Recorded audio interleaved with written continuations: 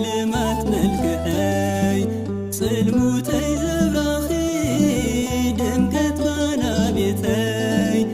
ዝሃሰሰ ምስለይ ንእት ተቐይሩ ብኣኺ ማርያመይ ኩሉ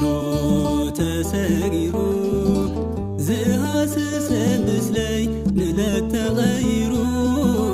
ብኣኺ ማርያመይ ኩሉ ተሰጊሩ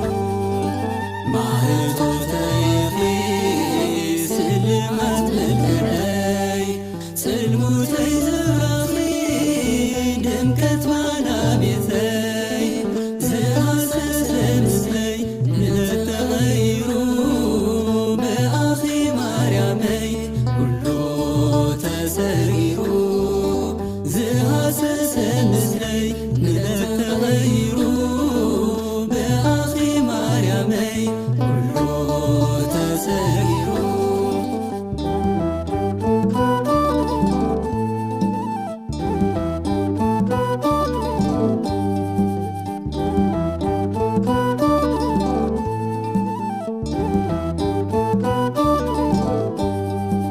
ትሕሉፍ ሕይወተይ ትናይ ጽልማት ዘመን ማሕለኻ ዝበዝሖ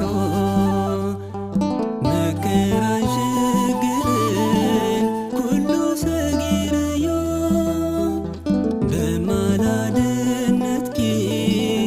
እልፊ እዩ ንዓይ እልፊ ኣዶነትኪ ማህቶተይኺ ስልማት መልክዐይ ጽልሙተይ ዘብራኺ ድምቀት ባና ቤተይ ዝሃሰሰ ምስለይ ንእት ተቐይሩ ብኣኺ ማርያመይ ኩሉ ተሰጊሩ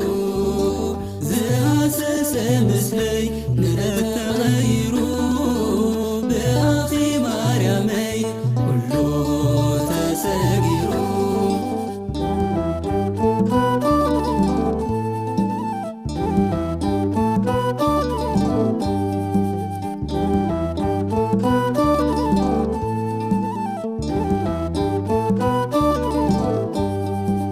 ቀትሪ ጸልቢቱኒ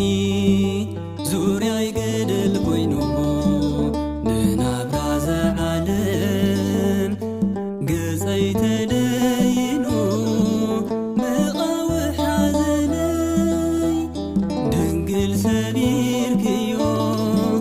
ባዶ ግን ልበይ ሓጎስ መሊክዮ ማህቶተይኺ ስልማት መልክዐይ ጽልሙተይ ዘብራኺ ድምቀት ባና ቤተይ ዝሃሰሰ ምስለይ ንእት ተቐይሩ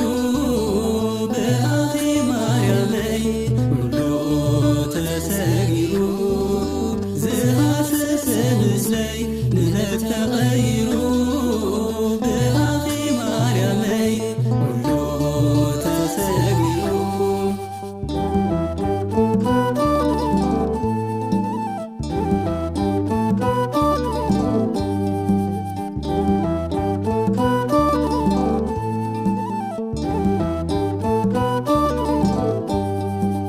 ንብዙሕ ዓመታት ዘመድ ዓራት ክኾን የእንተይ ተስፋ መድሓን ምርኣይ ክሰኣነን ዝጸምለወ ተስፋይ ዳግም ኣለምሊምኪ እነኹ ጽዮነይ ደሊለ በዳውኪ ማህቶተይኺ ስልማት መልክዐይ ጽልሙተይ ዘብራኺ ድምቀት ባና ቤተይ ዝሃሰሰ ምስለይ ንእት ተቐይሩ ብኣኺ ማርያመይ ኩሉ ተሰጊሩ ዝሃሰሰ ምስለይ ንእት ተቐይሩ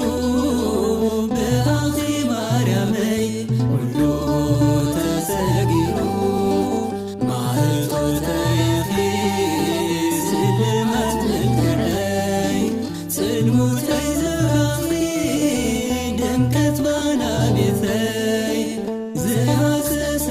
ምስለይ